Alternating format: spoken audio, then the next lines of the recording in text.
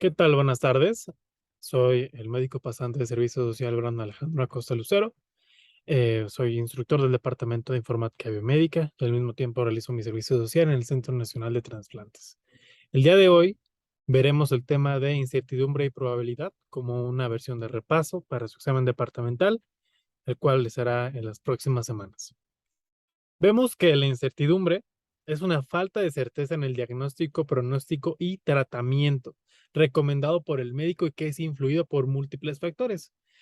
Voltaire, que era un científico del siglo XIX, decía que la incertidumbre es una posición incómoda, pero la certeza es una posición absurda, ya que nunca vamos a tener la certeza de las cosas o de que las situaciones sucedan. Siempre va a haber un grado de incertidumbre en el cual hay una probabilidad de que pueda suceder o no cierta situación o cierto efecto. Y por eso esta imagen de los caminos, en donde vemos cómo hay un camino hacia la derecha, un camino hacia la izquierda, pero al final el camino es incierto y la incertidumbre siempre está vigente en cada uno de ellos. El principio de Heisenberg o el principio de la incertidumbre lo estableció Werner Heisenberg en 1925, el cual decía que cuanta mayor certeza se busca en determinar la posición de una partícula, menos se conoce su movimiento lineal y por lo tanto su masa y velocidad. Él decía, mediante el mundo cuántico, que en el mundo clásico hay un choque de partículas, pero entre más buscamos localizar la partícula específica de cierta reacción química, menos vamos a conocer la masa y la velocidad. Es decir, si lo ponemos en términos muy sencillos, decimos que es imposible determinar con precisión pares de magnitudes físicas. No puedo saber la posición de un objeto y al mismo tiempo el movimiento lineal de ese mismo objeto. O evalúo uno o evalúo el otro. Que al final, esto influyó mucho en la teoría cuántica, en donde había choques de partículas y choques de los diferentes movimientos, en donde era imposible determinar la posición exacta de cada una de estas partículas en el espacio en el que se estudiaba. Para recordar esta diapositiva y recordar quién fue el que estableció el principio de incertidumbre, pues a mí se me hace más fácil recordar el único Heisenberg que conozco, Walter White, de la mejor serie del mundo, Breaking Bad. Entonces, la realidad es que esto es solamente para recordarlo.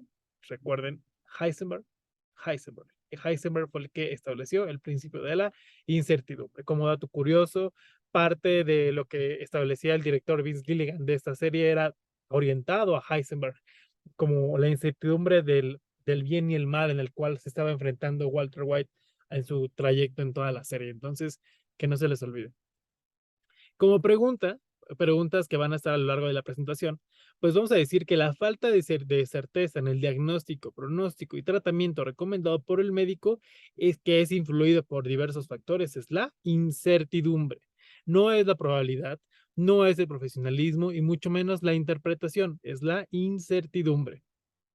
Vemos que la interacción médico-paciente hay una cadena de incertidumbre en esta misma relación, desde que empieza la interacción hasta que damos con el diagnóstico y tratamiento. Hay una variabilidad biológica, que esa variabilidad pues, ahí va a estar presente siempre y no la vamos a modificar. Hay sesgos del médico, sesgos del paciente, errores en la interpretación de lo que dice el paciente con respecto al médico y al revés, incertidumbre en la toma de decisiones, motivos por los cuales hay incertidumbre, opiniones de los médicos y de los pacientes y los valores de cada médico y de cada paciente que van a influir en que esta cadena y que el tratamiento y diagnóstico sea efectivo o no. Y entonces vemos que hay fuentes que causan la incertidumbre. Ghosh, en el 2003, mencionaba que hay efectos que causan incertidumbre en el paciente y cosas que causan incertidumbre en el médico.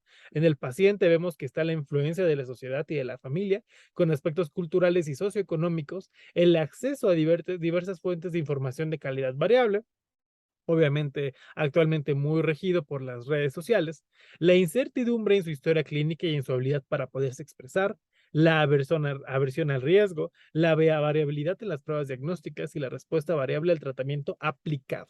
Por parte del médico vemos que hay otras situaciones que también influyen en la incertidumbre, como por ejemplo la influencia de las sociedades médicas, de los usos y costumbres de la medicina en diferentes contextos, la dificultad para encontrar y evaluar críticamente la evidencia relevante, lo que encontramos día a día en la literatura científica, habilidades de comunicación limitadas, lo cual a mis alumnos siempre les recalco que la comunicación en la medicina es uno de los pilares más importantes para poder llevar a cabo una buena relación médico-paciente.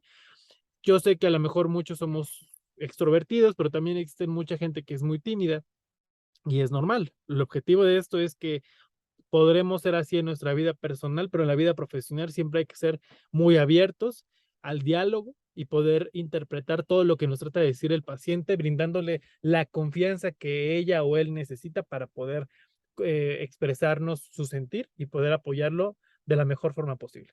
La evaluación errónea de las pruebas diagnósticas, la interpretación de las pruebas diagnósticas y la dificultad para aplicar tratamientos basados en la evidencia también son parte o factores que intervienen en la incertidumbre del médico.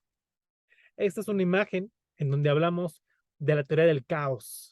Seguramente lo han estudiado, lo han visto en física, biología, química, en la preparatoria, y vemos como la teoría del caos, que esto es un tema extra y que igual no es que venga en el temario, pero cómo interpretamos que la teoría del caos y el filo de la teoría del caos es demasiado complejo, en donde hay un raciocinio, un juicio político, una decisión política y un complejo en la toma de decisiones que de alguna forma va a interferir o no en la incertidumbre. Todo lo que conocemos como una certeza de lo que sabemos y no sabemos sobre cierto tema genera un caos, ¿no? Y dentro de ese caos, la incertidumbre forma parte de esa matriz del caos, ¿no? Entonces, la incertidumbre es como uno de los pilares fundamentales por lo cual se empezó a estudiar la teoría del caos en física. Entonces, es muy importante tenerla en cuenta.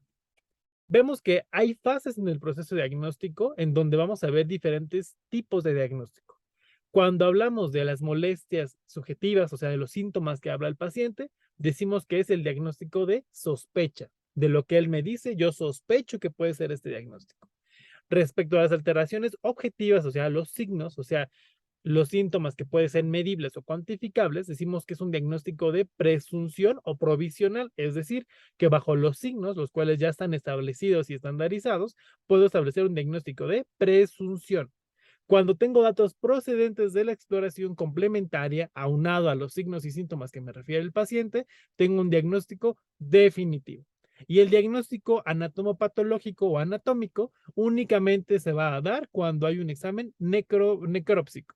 O sea que una vez fallecido el paciente, se hace un estudio, una necropsia o autopsia en patología, en el servicio de patología de todos los hospitales, para poder hacer un examen microscópico en donde podamos ver celularmente cuál fue la causa de la defunción. Entonces, ese es el único caso en el que hay un diagnóstico anatomopatológico o anatómico. Y entonces, hace unos años, veíamos que en su temario solamente manejábamos tres tipos de incertidumbre. Las clasificábamos en dos tipos, de primer orden y de segundo orden. De primer orden, que es susceptible a reducirse, o sea que la podemos reducir, y de segundo orden, que no se puede reducir. En el primer orden encontrábamos la técnica, la incertidumbre técnica, y en el segundo orden encontrábamos la incertidumbre personal y conceptual. Todo esto basado en el modelo de Beresford, que son los diferentes tipos de incertidumbre. Y después de unos estudios, después de ciertos artículos, principalmente este que salió en el 2015, vemos que ya no solamente se mencionan esos tres tipos de incertidumbre, sino que se mencionan dos más, los cuales veremos a continuación. Que en este modelo de Beresford solamente manejamos estos tres y ahora existe un modelo mixto, en donde existe la incertidumbre técnica, comunicacional, conceptual, sistémica y ética. Estos cinco tipos de incertidumbre forman parte del modelo mixto de Beresford, donde cada uno representa un tipo de incertidumbre determinada, que por supuesto en su examen departamental vendrá algún ejemplo o algún caso médico particular en donde ustedes tendrán que identificar a qué tipo de incertidumbre respecto a este modelo se refiere. Vemos que la incertidumbre técnica es la falta de información teórica que resulta en la ignorancia para orientar acciones. Yo no estudié el tema, llegué tarde, no repasé el tema en mi casa, me pasaron en la materia, pero no sé nada de la materia, y que por supuesto cuando yo llego a los ciclos clínicos, que desafortunadamente eso pasa muy seguido entre todos ustedes y las generaciones subsecuentes, vemos que no tienen el conocimiento sobre esa área y que por supuesto eso va a ayudar o va a repercutir en tomar malas decisiones médicas. ¿Por qué? Por la ignorancia para poder orientar las acciones médicas conforme al conocimiento previo. Obviamente esto puede ser reducible estudiando más y teniendo más información sobre el tema. La incertidumbre comunicacional, que es lo que les comentaba, que es la incapacidad del médico para comunicarse eficazmente y llegar a una decisión conjunta con el paciente, en donde se preguntarán, ¿me habrá entendido? ¿Seguirá las indicaciones? ¿Buscará una segunda opción? Y hay una falta de comunicación entre el médico y el paciente. Siempre hay una falta de comunicación y esto también puede ser reducible con habilidades de comunicación desarrolladas. Vemos que la incertidumbre conceptual es la incapacidad para aplicar conocimientos abstractos en situaciones concretas, que vemos que en este contexto el COVID, por ejemplo, era un concepto muy abstracto, ¿no? No somos como Doctor Strange, que puede predecir los 14 millones de escenarios posibles en el futuro, pero vemos que el COVID, por ejemplo, en ese entonces, en el 2020, cuando recién inició el confinamiento, en un concepto abstracto en donde se conocía cierta información sobre la enfermedad y que nos orientábamos conforme a la experiencia, ¿no? Vemos cómo actualmente ya hay regímenes y normas a seguir conforme a esta enfermedad, pero cuando recién salió, pues era un conocimiento bastante abstracto. La incertidumbre sistémica, que es la incapacidad para actuar de manera adecuada por la carencia de recursos, ya sean tecnológicos, técnicos, materiales y humanos, así como ignorar o actuar fuera de las normas del sistema de salud. Es decir, todo en lo cual el sistema de salud está involucrado y que por de alguna forma directa o indirecta nos afecta en nuestro quehacer médico diario. En esto involucran, por ejemplo, las marchas y plantones que se han suscitado en los últimos años respecto al servicio social en este caso y respecto a la quimioterapia en este otro caso, donde de alguna forma el desabastecimiento sobre la quimioterapia para los menores de edad y para la gente en general ha repercutido en la eficacia del tratamiento y las medidas a seguir conforme al diagnóstico y el seguimiento del paciente, y que también la inseguridad y los problemas que ocurren de violencia en nuestro país repercuten de forma indirecta o indirecta en los recursos humanos en salud que tenemos a lo largo de la población.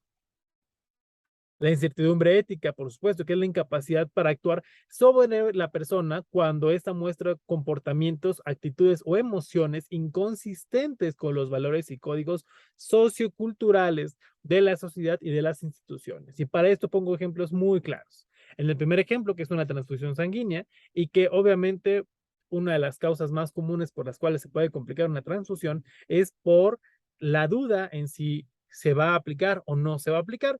Claro ejemplo de esto son la gente que se dedica o que practica a la religión de los testigos de Jehová, en donde según su religión, el, el cuerpo es su templo y la sangre es su alma. Entonces, si a ellos les pones un paquete globular, en caso de una urgencia, se van a negar porque dicen que le estás interfiriendo, le estás poniendo alma de otra persona y eso interfiere en su vida y se niegan a esto. Por supuesto que uno sabe que la evidencia científica dice que para que el paciente no se te muera, necesitas hacerlo, pero debido a la inconsistencia entre la toma de decisiones por las decisiones éticas, tanto personales como médicas, pues interfieren o no de manera directa o indirecta en el pronóstico del paciente respecto a su enfermedad. Y en el otro ejemplo, un ejemplo claro de una persona que es judía, que tiene su kipa en la parte de la cabeza y que está en una sinagoga, que las sinagogas son los templos en los cuales se realizan las reuniones religiosas del judaísmo. Entonces, en esto vemos que hay situaciones a las que ellos no se prestan al momento de hacer la práctica médica, que también interfiere de forma directa o indirecta en el quehacer médico. Y que por supuesto, como médicos, médicas y médicos, tenemos la obligación de conocer los valores socioculturales de los diferentes pueblos y de las diferentes religiones para poder saber interferir y tomar decisiones conforme a esto, sin faltarle al respeto a las creencias de cada una de las personas, pero también demostrando con la evidencia científica que nuestra quehacer o que nuestro trabajo médico es necesario para poder salvar la vida de un paciente y poder trabajar en conjunto con cada una de estas creencias. Y obviamente la pregunta, ustedes se encuentran en una guardia en el servicio de pediatría, acude un masculino de 16 años de edad, el cual refiere otalgia, cefalea y otorrea. Durante el interrogatorio menciona que practica natación 3 veces a la semana y al realizar la exploración física, la lesión que presenta amerita hacer una revisión con otoscopio para verificar la integridad de la membrana timpánica e integrar el diagnóstico. Pero ustedes, en su clase de IBC, pues estaban con la novia, con el novio, estaban divirtiéndose, no poniendo atención y por lo tanto no atendieron este tema. No recuerdan cómo usar el otoscopio, lo que te lleva a hacer una mala exploración y por lo tanto obviaste ciertas cosas o te faltaron ciertas cosas y llevaste a un diagnóstico erróneo. ¿Qué tipo de incertidumbre está presente? Pues la incertidumbre técnica. ¿Por qué? Porque obviamente en la técnica, en la forma en la que haces la exploración, por la ignorancia que tú tienes sobre el tema por diversos factores, pues interfirió en un mal diagnóstico y obviamente en un mal tratamiento del paciente. Obviamente, ¿en dónde va a repercutir estas diferentes tipos de incertidumbre? Va a repercutir en la comunicación médico-paciente, va a repercutir en la práctica de cuidados de la salud, va a repercutir en la gestión de la atención de la salud, en la investigación clínica y por supuesto que la investigación científica básica. Por eso es tan importante reducir ese grado de incertidumbre que tenemos en la práctica y que no repercuta tan drásticamente en cada uno de estos factores.